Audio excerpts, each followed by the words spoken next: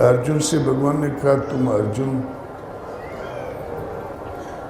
मेरे द्वारा मारे हुए इन मुर्दों को मार यश प्राप्त करो। महाभारत की सेनाएं आमने सामने खड़ी थी, मरा एक भी नहीं था, सब जिंदे थे। तो निमित्त मात्र होकर खड़ा रहो। करता धरता में अर्जुन ने कहा, सतवचन भगवान, लेकिन जब युद्ध छिड़ा 18वें दिन तो पूरा साफ हो गया, केवल योद्धा नाम का एक कर्ण बचा। फूला नहीं समाया अर्जुन। 18 दिन में युद्ध पूर्ण हुआ, ये मेरे दिव्य अस्त्रों का प्रभाव है। एक कर्ण बचा, कब तक टिकेगा मेरे सामने? तो भगवान ने सोचा, इसने तो मुझे त्याग दिया, ये तो अपनी पीठ ठोक रहा है। तब भगवान ने थोड़ा सचेत किया, कैसे युद्ध करते हो, शत्रु प्रबल है। कर्ण जीवित है तब तक अर्जुन तुम वहीं खड़े और युद्ध के आरंभ में जहां थे। इस समूची फौज के बराबर अकेला है। द्रोण की दी हुई विद्या भूल तो नहीं गया? पकड़ ढीली तो नहीं हो गई?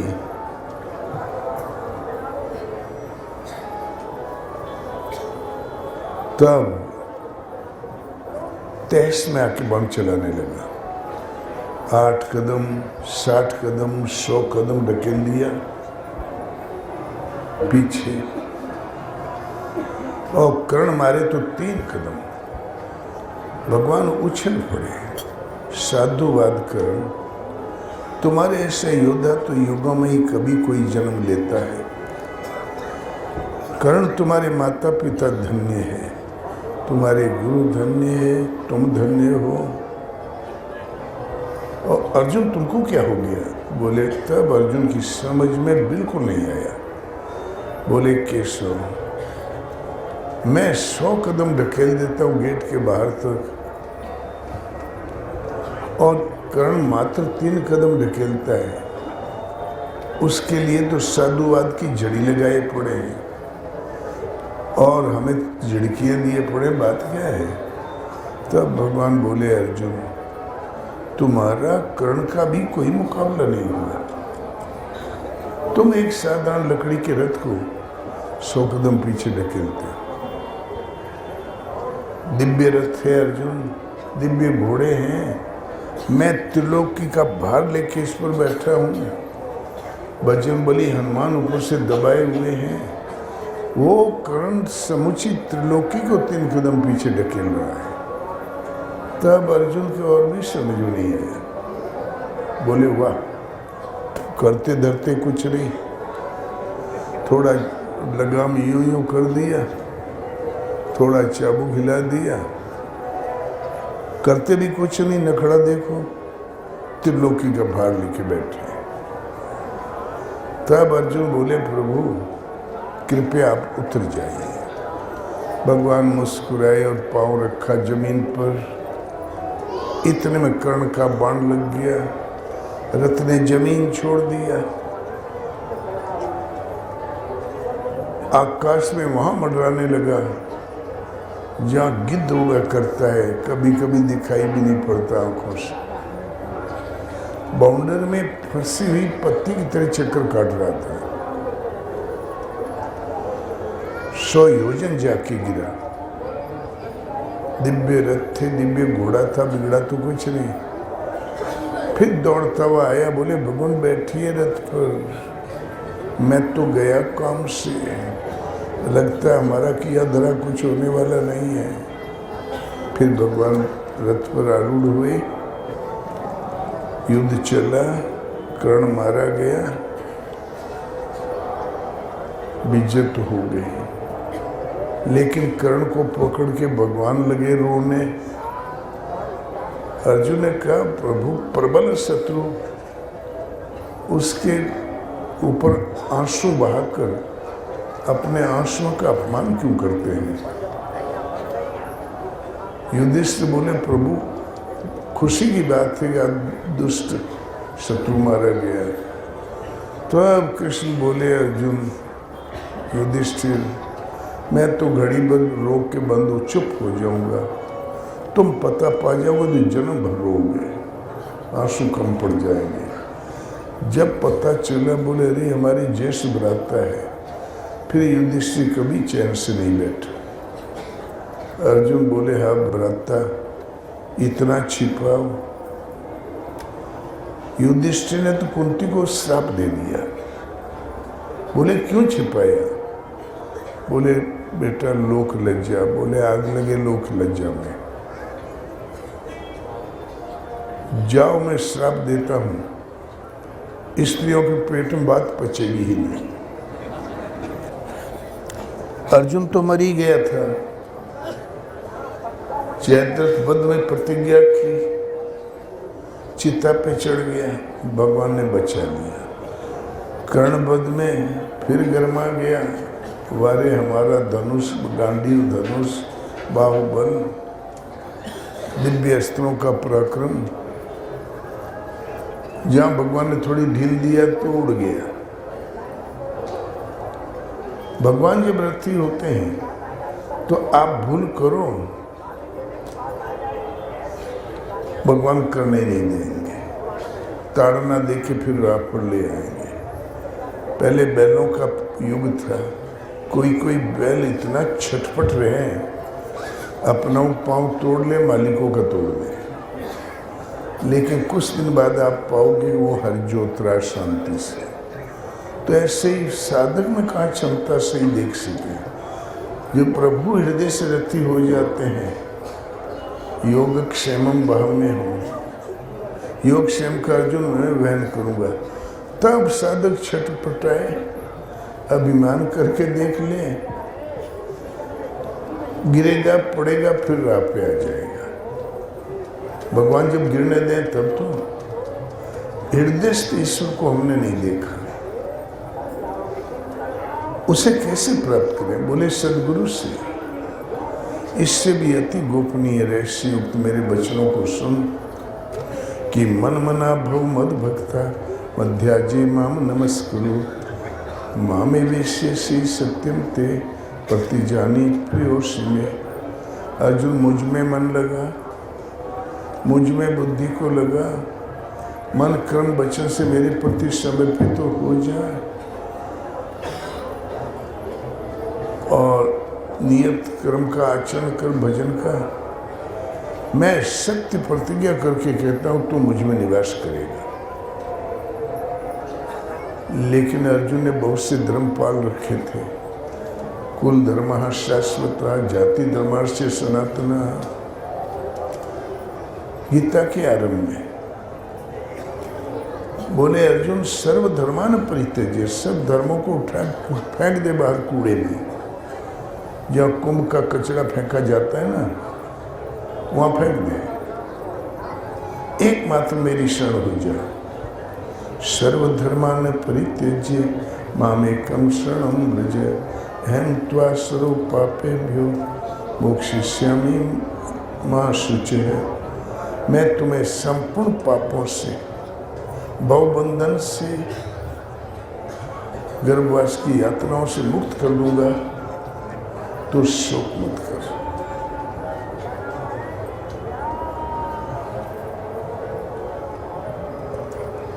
हृदयस्थ ईश्वर को पाना है।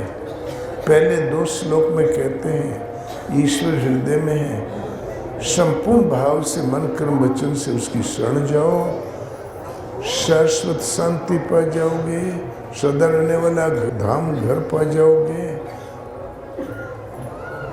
और जीवन पा जाओगे। अगले ही 2 श्लोक में कहते हैं नहीं नहीं, संपूर्ण भावों से मेरी शरण आ, मेरा अर्चन कर, मेरा पूजन कर, मन मना भव मत भक्ता। मैं प्रतिज्ञा करता हूं तू मुझ में निवास करेगा, संपूर्ण पापों से छूट जाएगा। तो भगवान कृष्ण बाहर खड़े उनकी शरण जाए संपूर्ण भावों से, या हृदय में भगवान है उनकी शरण। हृदयस्थ ईश्वर को यदि पाना है तो बाहर जो सदगुरु हैं कृष्ण, उनकी शरण जाओ। कृष्ण एक योगेश्वर थे। अर्जुन ने विराट रूप देखा तब माना गुरुर गरीयम, आप गुरुओं के भी परम गुरु हैं, अति पूजनीय हैं। आरम्भ का शिष्यस्ते हम साधिमाम त्वाम प्रपन्नम, गीता गुरु शिष्य संवाद है। और अंत में संजय ने निर्णय दिया, राजन विजय तो पांडवों की होगी। तो अंधरा धृतराष्ट्र घबरा गया, बोले भाई वो कैसे? कृष्ण उनकी ओर है, इसलिए जहाँ कृष्ण है वहाँ विजय होती है। यत्र योगेश्वरो कृष्ण यत्र पार्थो धनुर्धर तत्र श्री विजयोर्भूति ध्रुवा नीतिर्मतिर्मम। जहाँ योगेश्वर भगवान कृष्ण है, स्वयं योगी हो और योग प्रदान करने की क्षमता हो, उसे योगेश्वर कहते हैं। योगेश्वर, योग का ईश्वर, योग का मालिक हम किसी को दे ही नहीं सकते, तो हम वॉचमैन हैं, मालिक किस बात के? हम चपरासी हैं। स्वयं योगी हो, दूसरे को योग प्रदान करने की क्षमता हो, उन्हें योगेश्वर कहते हैं, सदगुरु कहते हैं। जहाँ योगेश्वर कृष्ण है और उनका अनुगमन करने वाला अनुरागी पथिक अर्जुन है, वहाँ श्री है, विजय है, विभूति है, अचल नीति।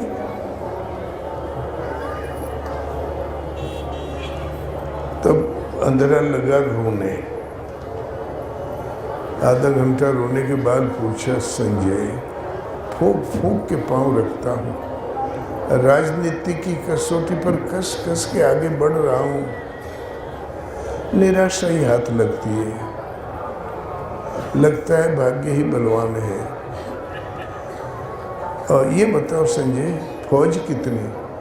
बोले आपके पुत्र के पास 11 अक्षौणी और पांडवों के पास बोले 7 अक्षौणी। फिर अंदरा फिर गर्म हो गया। जब संख्या दूने के करीब है तो कैसे जीत ले? पट्टा गर्दन पकड़ के 100 लड़कों को मरवा डाला। संजय त्रिकालज्ञ थे, वेद व्यास से उन्हें दृष्टि उपलब्ध हुई थी और महायोगेश्वर भगवान कृष्ण के द्वारा अर्जुन को उपलब्ध हुई। ये आंख सबके पास है, लेकिन खुलती है सदगुरु के द्वारा कि श्री गुरु पदनक मणिगण ज्योति सुमिरत दिव्य दृष्टि ही होती।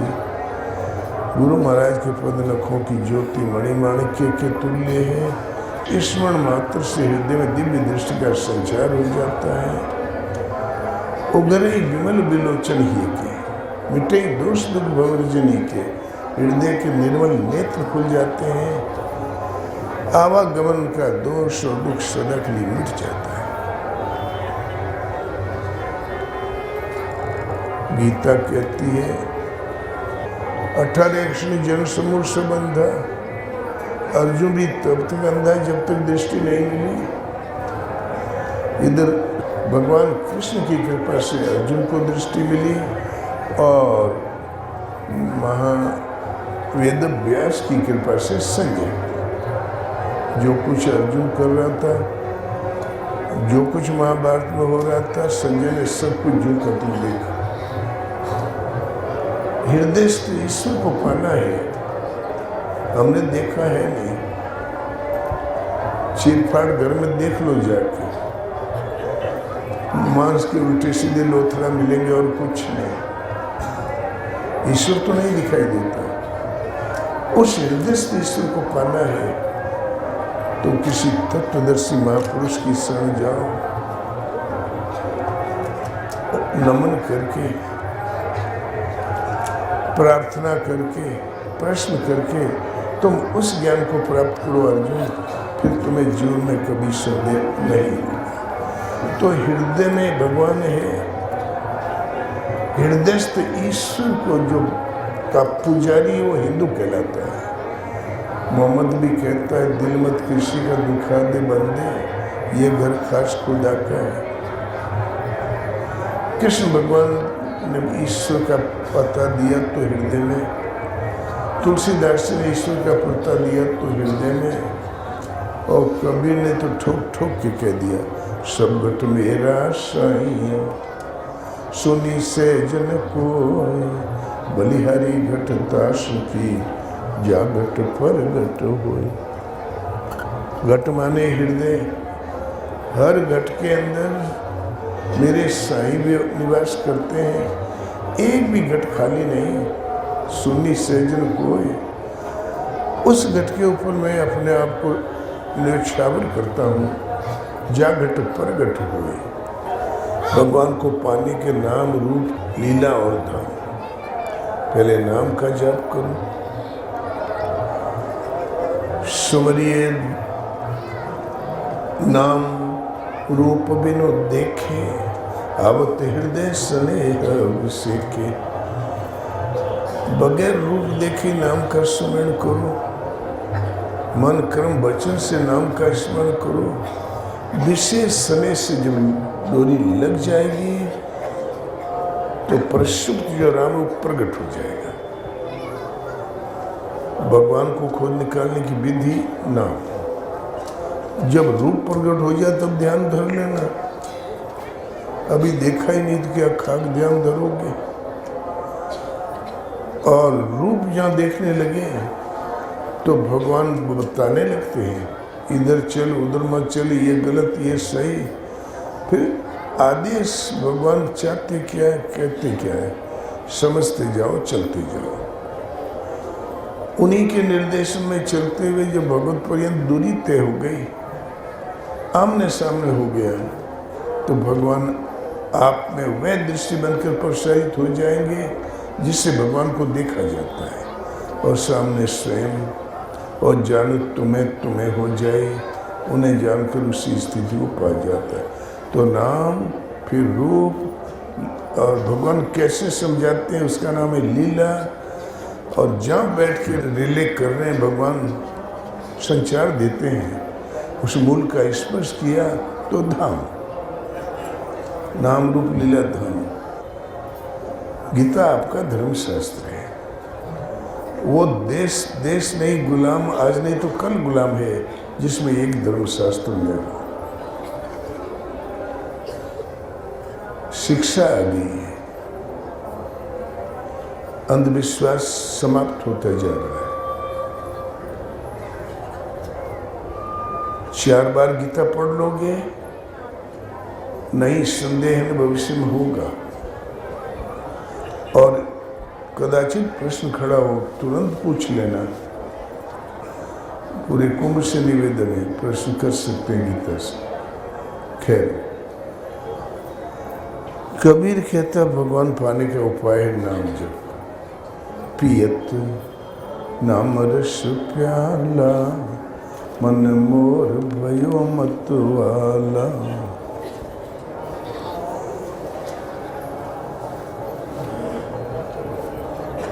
बिनु कर चले,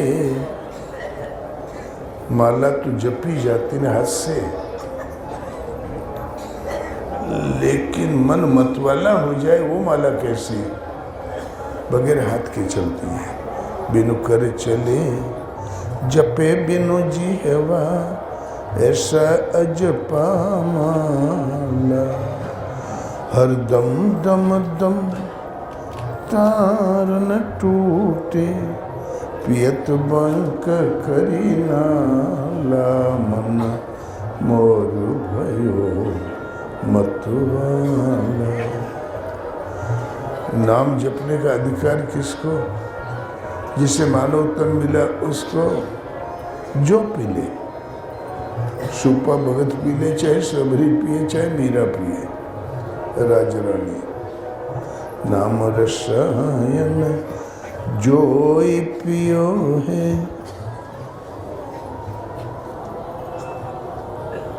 सोई भयो मतवाला। पंडित ज्ञानी पीवे न जाने, झूठ बजावत गाला।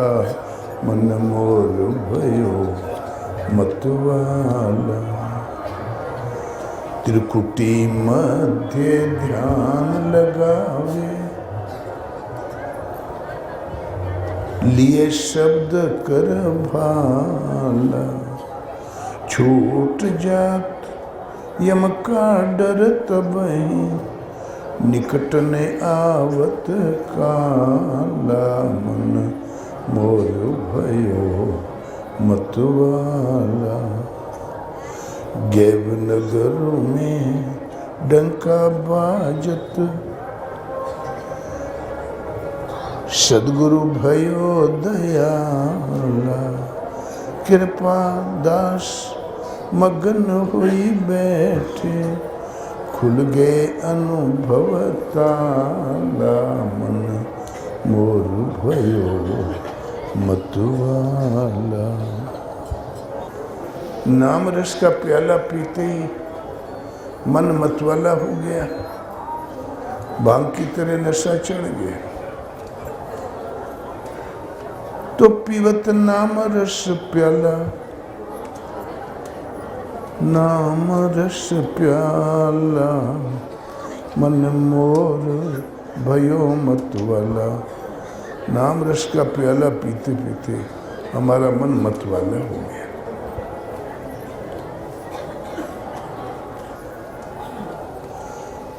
नाम तो सभी जपते हैं,